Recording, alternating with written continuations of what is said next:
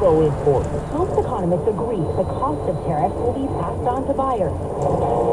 Questions persist in military attack chat. Mr. Secretary, are you still using Signal? Army investigates 4 missing. The soldiers were involved in a training accident.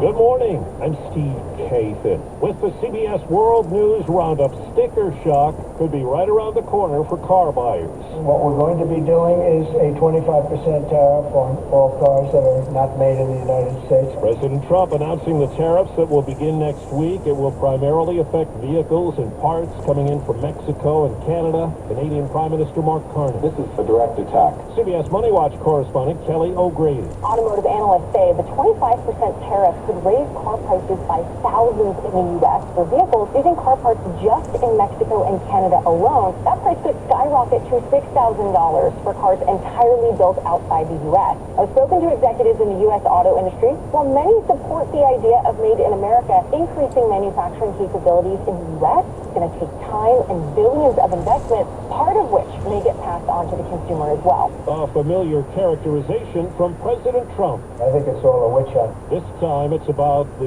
U.S. military attack planes that were texted to a journalist just before they were carried out in Yemen.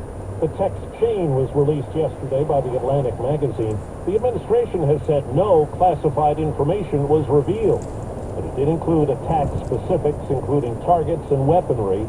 Former Defense Secretary Chuck Hagel. If that's not classified, I don't know what is. This is very dangerous stuff, and this is not to be kind of shrugged off. This is as real as it gets. It talks about the weather. It talks about the time. This is classified as far as I'm concerned. Democrats have called for resignations. Connecticut Congressman Jim Hines.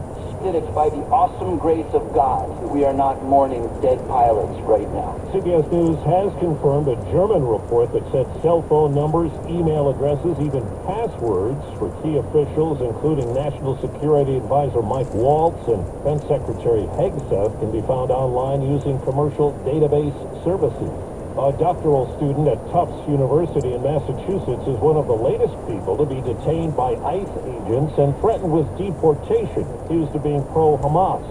CBS's Tom Hansen says the arrest was captured on surveillance video. As federal agents converged on 30-year-old Turkish national Rumeysa Öztürk Tuesday night and wrestled her phone from her hand, the Tufts University PhD student cried out in distress. Öztürk's attorney says she was on her way to break Ramadan fast with friends when the 6 agents confronted her. They appeared to be in plain clothes, wearing masks, and driving unmarked vehicles, prompting questions from Öztürk and concerned neighbors. Is this a kidnapping? In a statement, the Department of Homeland Security said Öztürk was detained because she'd, quote, engaged in activities in support of Hamas. An appeals court refused to lift an order preventing the Trump administration from deporting migrants to El Salvador. Officials say the administration will cut about 10,000 jobs from federal health agencies today, including 3,500 from the Food and Drug Administration and 2,400 from the CDC.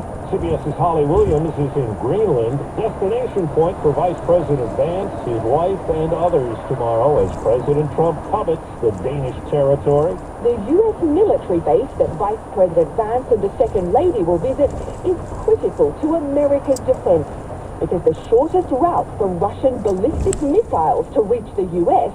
is over the Arctic.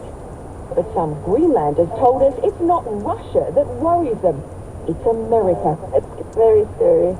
Climate change here in Greenland is melting the ice and making lucrative mineral reserves more accessible.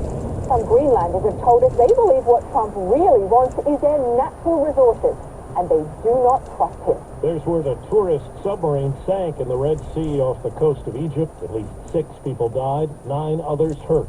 4 minutes after the hour. Well, that's today's news. Today's news. I didn't hear any good news, did you? I didn't think so. I guess it's all about perspective. The glass is half full. Well, as always, I'd like to thank you again for coming along with me on these Dash Cam News adventures. You know the drill. Peace, love, and all that hippie jazz. Bye-bye, everybody. It's 54 degrees in Concord, California.